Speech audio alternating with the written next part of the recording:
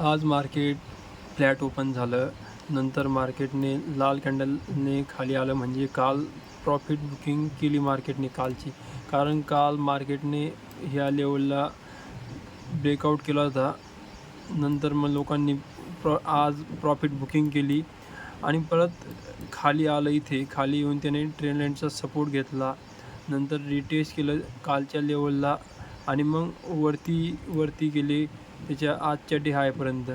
याचा अर्थ असा होतो की मार्केट बाय ऑन डिप आहे आणि मग वरती जातं आहे.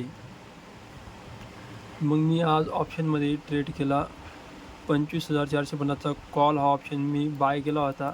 कारण तिथे मला दिसत होतं की सपोर्ट लेवलवरती आहे मार्केट. काल ब्रेकआउट केलं तर आज रिटेस्टला आलं आणि मग त्याने 100चा कॉल मी बाय केला. तो 140 रुपयाला सेल केला. मला त्याच्यात 40 पॉईंट प्रॉफिट झाला.